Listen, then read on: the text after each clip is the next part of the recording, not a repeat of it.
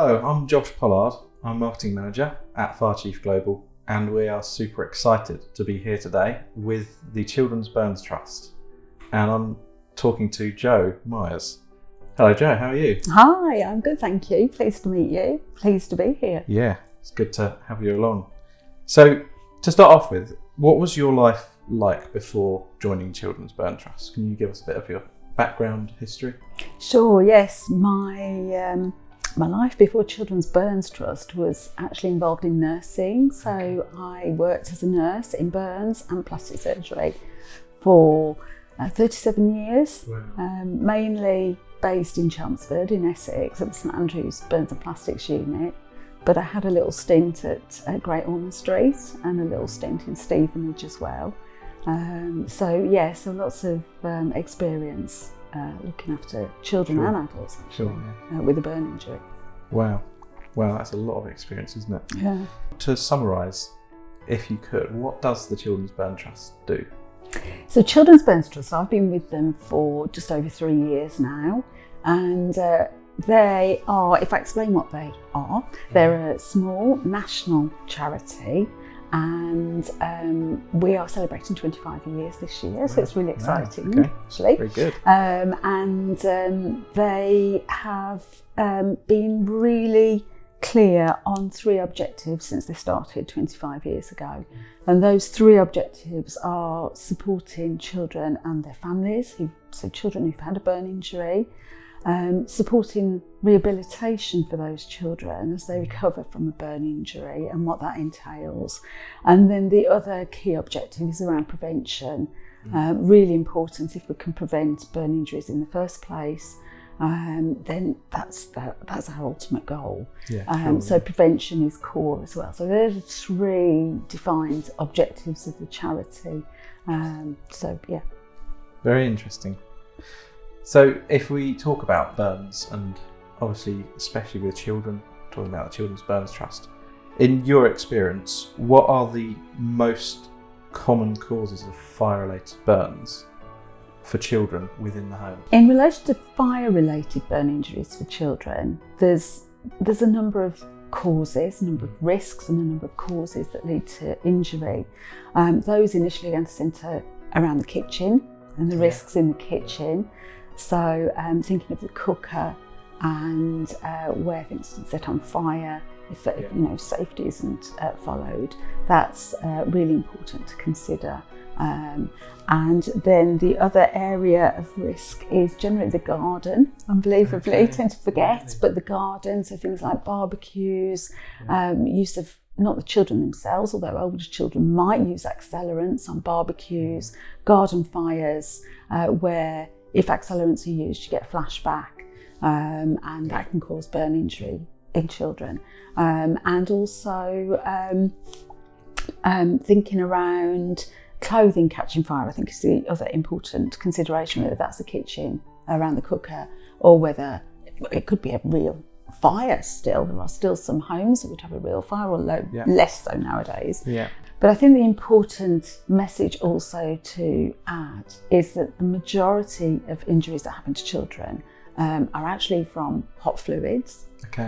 So it's scald injuries as opposed to a burn injury from flame.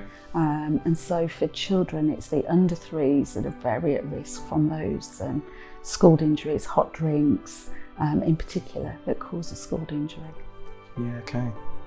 And I'm guessing candles would be another one as well? Yes, absolutely right. So candles within the home setting pose a risk, and for all the reasons we've said, whether they're left to light and then the housing, curtains, materials catch on fire, or whether you catch clothing as you're walking past, which is a risk for children and adults. I think the other thing to mention as well, which is a real consideration at the moment, is the batteries. So batteries have, and in relation to e-scooters, e-bikes, anywhere where you'd use a battery, a charging battery, have seen a rise in house fires and related injuries or sadly loss of life actually. Yeah, and the right charges as well. Yep, right charges, absolutely. So the right batteries, right charges for the products. Yeah, absolutely important to consider that. I mean, I think some of the significant house fires that have happened have been in relation to e-bikes that have been charged in houses for safety reasons. They're brought into the house, often into a hallway, which is generally the escape route of the house. Sadly, that lithium battery or whatever explodes, and it has devastating consequences. Interesting. What steps can people take to reduce the risk of fire-related burns in the home for themselves and for their children? So in relation to fire-related burns, I know I've mentioned the importance of fire alarms fire alarm smoke detectors in the home setting. I think it's got to be an obvious answer there, really important.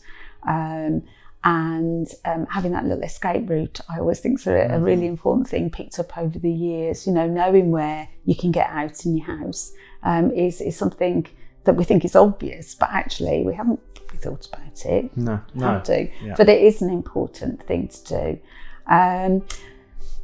Mention that most accidents within the home setting are in the kitchen. Yeah. So when we think of the kitchen and where there is a risk of fire, having either a fire blanket or an extinguisher, some people choose to have an extinguisher at home, they can be really important adjuncts to being able to put that fire out and do that safely. I think that's the other thing. We all sort of pick things up as we grow up around how to put out a fire, but you know, water doesn't always work in every instance. Absolutely. And so I think it is really important to consider you know, what you can do to be safe at home.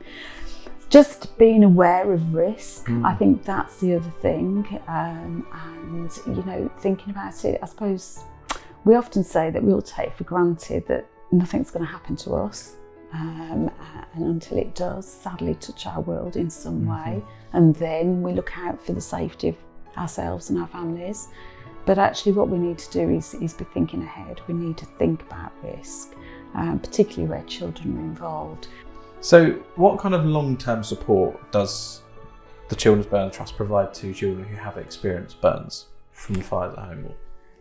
Yeah, so I think long-term support, I mean, probably it's easier to start with what support we can give. Yes. So I think the initially what we can do is provide an emergency grant to families. And I think it's important to mention that because the impact on a family when the injury happens often involves the child being referred to the specialist burns unit, as I mentioned, which can be far from home. There's about 17 in the country, specialist burns units, and it can involve journeys of over 100 miles for some families. That's just one way, and so the cost of that on the family in relation to petrol, visiting, being in the hospital in the first place when their child's admitted, and it sounds strange, but to live in the hospital as a parent, you know, you find yourself buying food that you wouldn't otherwise buy, and then one of the other parents will be visiting, driving, paying parking costs at the hospital. Some of these families really, really struggle, and so we can provide an emergency grant on the referral of a healthcare professional. They reach out to us to say, to give the circumstances of the family and ask if we can provide financial help. And we give an emergency grant, and we turn that around quite quickly so that the families haven't got that worry on top of what's going on for them and their child, that can give them a bit of peace of mind. So that's really important, and that also comes into play with the follow-up care that the child might be requiring as a result of the burn injury, particularly around a flame-related injury, whereby ongoing wound management, but then scar management is going to be required for for the child throughout their childhood, because Sure. of the fact they're growing. You have to watch that scar and monitor that scar. So the cost of returning to the specialist burn service again continues for that family in the longer term. Yeah. So we do get approached to continue supporting for travel costs so that they can go back. So that's really important. So that's the longer term impact that we can have for the family. I think the other aspect is around the rehabilitation that we do. We support at the moment 3 family weekends a year, whereby working very closely with the specialist burn services in different parts of the country, we provide a family weekend, and the whole family is invited to attend. And I think what's important with that is that it gives a time and space for the parents to come together in a supported environment with the child that's had the burn injury and any siblings. The siblings have often sort of felt perhaps, a bit like the focus has been on the sibling with the burn injury, and they can feel a little bit left out on occasion and scared and worried about what's happening. And haven't had that opportunity for this level of engagement. So the family weekend is about bringing all the family together, supported by burn care professionals and ourselves.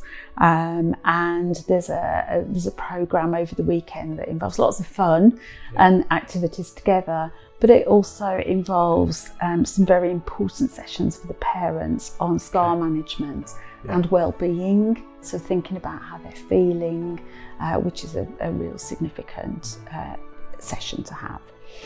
It also involves swimming, and we're very fortunate because these family weekends are held at the Firefighters Charity Rehabilitation Centres, and I have to give a shout out for the Firefighters Charity here, because without their support we would struggle to do these family weekends.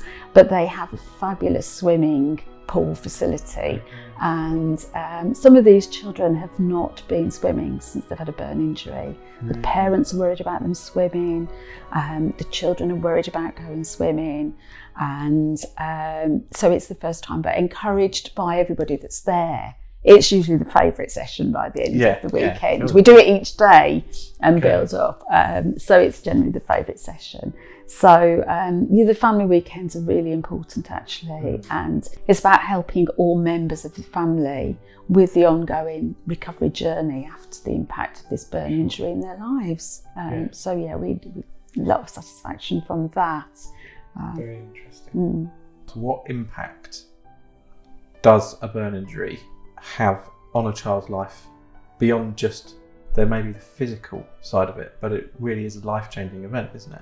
It really can be a life-changing event. I think a lot of the work that the burn care professionals do and any charities that are involved in this is all about trying to minimise that impact. Sure. But as you say, you can't get away from the fact that there's been an injury. It can leave scarring, which in itself then causes concerns around altered body image for that child, which as they grow, particularly as we know some of the milestones as we grow up, can impact at different times for them. So that's where that's going to impact is certainly around their confidence, their engagement with their peers.